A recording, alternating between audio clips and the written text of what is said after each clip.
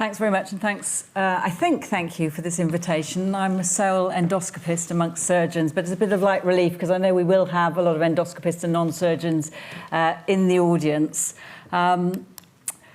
So a couple of disclosures. The second one is probably most important. As I say already, I'm a colonoscopist, not a surgeon, and I'm going to describe a limited and evolving experience that we have with managing, particularly using clips.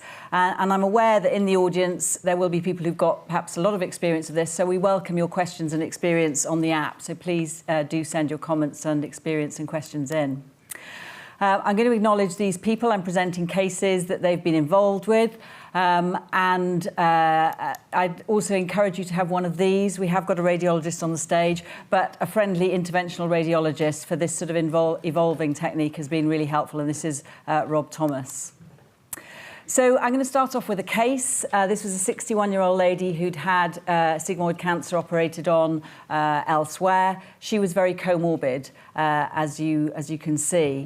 And she'd had a resection with a colorectal anastomosis, and at day 14, she developed symptoms of erectovesical fistula, which was managed. They attempted to clip it, attempted transanal suturing, and they tried fibrin glue, all of which unfortunately failed. She then underwent an attempt at fistula repair at the referring hospital and a defunctioning colostomy, and then was referred on to us for further surgery. And the fistula did appear to have healed. She had a revised anastomosis at that time with closure of colostomy and a covering ileostomy, but unfortunately she was found to have a persistent colovesical fistula. And you can see here on this MR a posterior leak at the level of the anastomosis, and then that's projecting anteriorly and communicating with the bladder.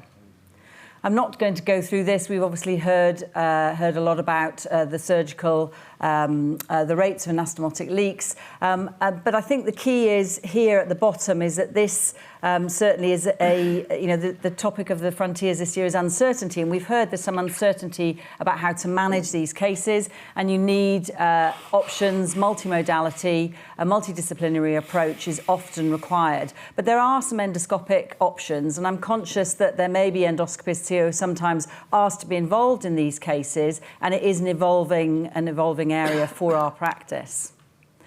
And I loved your images role, but my experience is that sometimes you put the scope in and you're not actually sure which hole you're going for, okay? So which is, in the chronic setting, which is the aperture that you're going to be clipping if you're going to be looking at clipping, and it's not always obvious. So sometimes having radiology to support you can be really helpful during the procedure. So for those of you who are not familiar, this is the over-the-scope clip from a Vesco. There is some evidence. You can see a couple of papers evidenced here. But the idea is that you're going to get serosa to serosa tissue approximation with constant compression of the tissue, which doesn't affect local vascularization. And it's thought to be more effective in small localized defects. So this is the place that we're talking about, this particular technique. And when we started doing this, really we'd had some good experience, but limited to the upper GI tract with closing persistent PEG fistulas, for example. And the literature suggests that there is a very good technical success rate and a good clinical success rate, but you do have to pick the cases carefully, and I'm going to go through the cases and some of the limitations. There's also some evidence for the tissue adhesives, different sorts of glues that you can use. Again, thought to be most helpful in small opening defects. And you do need to be aware that you may need to have repeated application for this. And again, these are really limited to case series, and you can see one presented here with good success. But what if you combine clips and glue? Is that going to be an option? So again, some of you, I'm just going to let the video run. Some of you may not be familiar. It's a bit like a banding kit, essentially. I think there are some endoscopic considerations. You have to think about accessibility. So you want, ideally, you'll see the cap when it goes on the end of the scope. Really, you're looking at distal anastomoses for this technique, but you don't want it to be too low, because if it's very near the anus, then it may well be symptomatic afterwards. Ideally, you want to be on fast, and you'll see some of the struggles that we have with this cap because it's very long, and so really you want the opening to be really on fast if you can, and therefore using a gastroscope is probably more useful. Think about bowel preparation. Again, it can be very difficult if there's a lot of stool around. You'll get very limited views once you've got the cap on, and I'll show you that in a moment. We tend to do these under propofol sedation, and as I've already mentioned, we do this as a combined procedure with fluoroscopy, with glue application under direct vision. We have 2 scopes, so one to go in to help guide the radiologist and just to expedite cannulation of the fistula tract. And then pull out, once they've identified the tract, they put the glue down, but you take the scope out so you don't get the glue on the scope. Meanwhile, the second scope is being set up because it is a little bit of a faff, so just for efficiency, you can see that it's good to do this. And you'll see the length of the cap there. Once the glue has set, which doesn't take very long, you can then put the second scope in. But you'll get an idea here of the length of the cap. So this is the same patient. It's just a little video running, and you'll see here with the leak going posteriorly, the black dots where the arrow is the level of the anastomosis, with the leak showing it going posteriorly in the presacral space, and then it swings round to the left side and communicates with the bladder, and you'll see a couple of a little bit of gas in the bladder, both very anteriorly and close to the, there we go, it's with the arrows. About 4 weeks later, we did further imaging, and you can see this sort of cauliflower-like appearance up at the top, where the glue has sort of organised, and then the clip there you can see on this image with no leak. So successful technical success with some clinical success for this patient, and then radiological success. We monitored that, and she proceeded to a successful reversal surgery.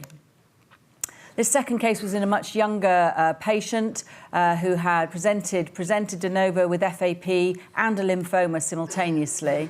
He had the complication of having a large high-grade dysplastic lesion in his rectum. He had to have chemo for his lymphoma. So he had quite a protracted preoperative phase, but he underwent proctocolectomy with pouch formation and a covering ileostomy. He had a pouchogram which showed no leak, and had his ileostomy reversed, and then unfortunately post-ileostomy reversal he developed febrile episodes. And again, I take the point of any clue that there may be something going on, picking up on that early, and he unfortunately had a pouch anal anastomotic leak, which you can just see here. I think you can just see the arrows with, again, a posterior leak.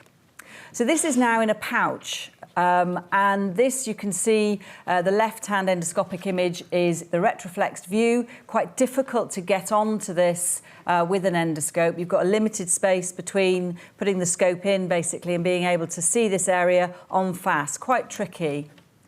These are the fluoro images. You can see cannulation of the fistula tract with a pacification. Here you can see now the second scope, which has been mounted after the glue, and you can see the jaws of the clip, and then the clip has fired at the aperture after the glue has been applied.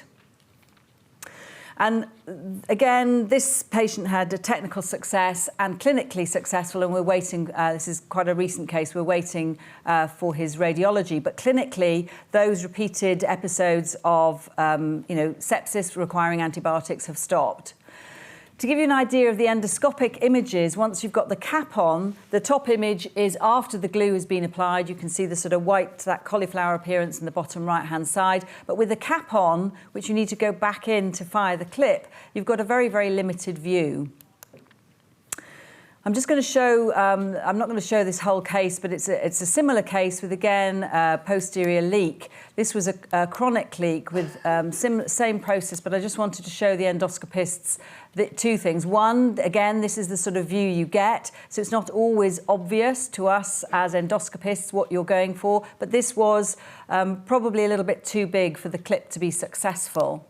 And I just wanted to show, I think it's the next image, you can see here the grasping forceps coming out of the scope. And what you're trying to do is grab as much tissue as you can into the jaws of the clip so that you approximate the edges. And unfortunately, there's the clip fired, and actually it looked successful. It looked technically successful radiologically at the time and endoscopically, but unfortunately clinically it was unsuccessful, confirmed radiologically. And this was a really tricky case where unfortunately I just think that the aperture of this this fistula was just too large for the clip. I'm not going to talk about stents, we've had them mentioned, but clearly in these very low leaks they're very difficult, but there is a role for them and they are described. And stitch suturing, mostly used in the upper GI tract. I don't have experience of this, but these are some of the other endoscopic options, and we've already heard about vacuum-assisted closure. So these are clearly vulnerable patients, often comorbid, and the thought of going back to theatre, they've often had quite a protracted pre-operative phase, then a post-operative phase, and there is uncertainty definitely for the management options. But keep a wide breadth of options and try and encourage your endoscopists, help them with your other radiologists, other MDT members to get involved. This is our earlier experience of combining glue with over-the-scope clips, and we have had mixed success. I think it's going to be most successful in the smallest diameter fistula, and we're definitely on a learning curve. There is a learning curve with these. But as with everything that we say at St Mark's, you need a multidisciplinary team, and you need a consistent team in which to get the optimal technique. Thank you very much.